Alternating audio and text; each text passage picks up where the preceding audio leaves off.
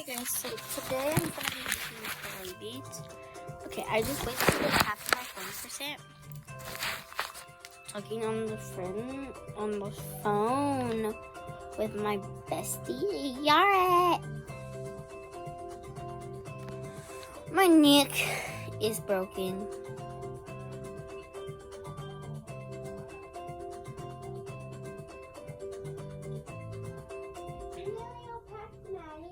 Well, you did a great job there, Aaliyah. We've still got lots of room in here because we're gonna be W's in the shop.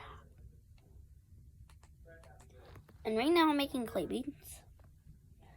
I don't know what my bead spinner is, but The bread experts. At this point, They came in and were looking for financing. They needed some seed money to get the business going. I was with him when I got the news that we had gotten into our dream retailer. I'm Annie. I'm Morgan. And this is our banker, Dennis.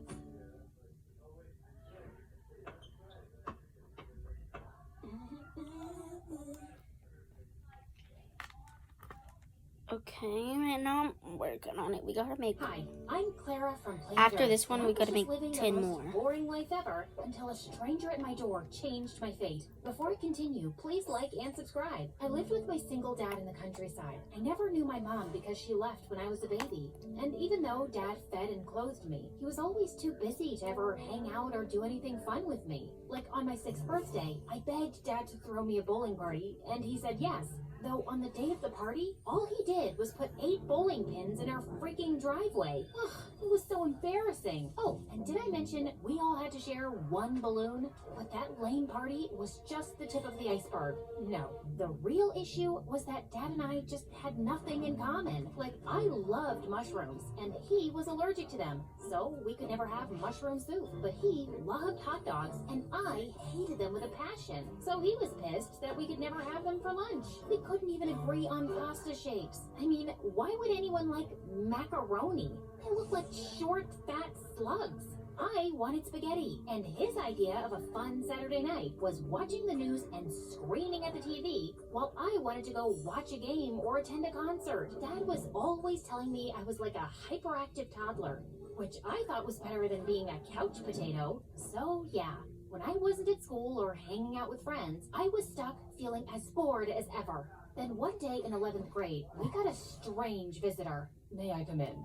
I have to speak with you about something urgent regarding your daughter, Clara. Dad and I felt suspicious, but decided to hear him out, and then he hit us with some wild news. I wasn't my dad's real daughter. Apparently, the hospital nurse had accidentally switched me at birth with the royal queen's baby. Very funny. What, so you're here to tell me I'm actually the Princess of Denmark? Cool story, bro. Yeah, not really. I have the proof right here. Holy fudge, he was right. The queen's husband wasn't alive, but she was, and she wanted to meet me. She wants your father to come too. You see, when you were switched at the hospital, your father's real daughter was given to the queen by mistake. You probably know her as Princess Ida, but she wants to meet her biological dad. Wow, so I really came from a royal family? Secretly, I wasn't too surprised though. I always had a feeling me and my dumb dad couldn't be related. We drove to the palace that weekend, and when we arrived, I couldn't help noticing how fancy everything was. I was so busy admiring my surroundings that I didn't notice Princess Ida storming in with a woman running after her. Your Highness, you must come to the gathering tomorrow night. Prince Carl will be there. Your mother was hoping you two could get engaged someday. Nope, not happening. So stop asking me about it. You don't need to stick your gum on my face, Your Highness. That is very impolite. Tell Prince Carrot I said hi. Prince Carl. Holy cheese balls, that was Princess Ida, my dad's actual daughter? I found out later on that she was famous for neglecting her royal duties and being totally irresponsible. Finally, at dinner time, I was scheduled to meet my mom. And when I saw her, my heart practically stopped. She was so beautiful and elegant. I guess you wouldn't expect less from a queen, but still. My precious girl, I can't believe I'm finally seeing you after all these years. I couldn't believe it either. Throughout the dinner, I found out Mom was the sweetest person ever. She wanted to know everything about me. Dad had never shown that kind of interest in my life before. She even insisted I stay the night in the guest house. I was just drifting off to sleep when suddenly I heard crying coming from down the hall. I tiptoed out of my room and found Ida standing on the stairs. I'm not even 18 years old, and Mom's making me get engaged. Can I just say, I've met Prince Carrot before. He's like the longest nose hair I've ever seen. I'm sorry, that's a deal breaker. Come on, is it that bad? I'm sure there's a way to convince him to trim his nose hairs. It's not just about the nose hair. I'm just sick of all the pressure that comes with being a royal princess. You have no idea what it's like. I mean, it sounds kind of fun to me.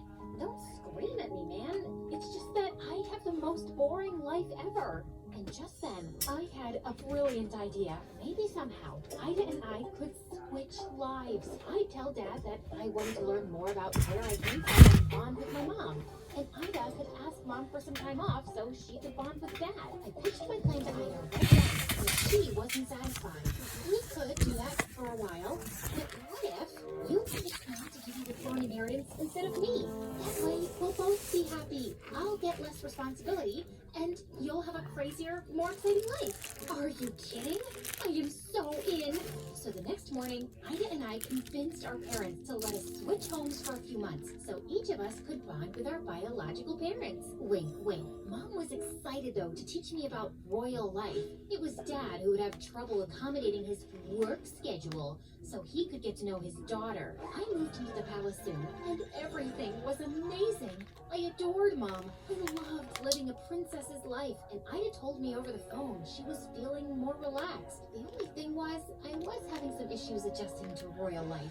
Like, why did my gown have to be so long, and why did it have to be so tight? I guess one of the servants could tell I was uncomfortable because she told me I looked like I had period cramps. And the worst was the food. Living with Dad, I always thought I had a sophisticated palate because he had the palate of a baby. But that was before the cook served me snails.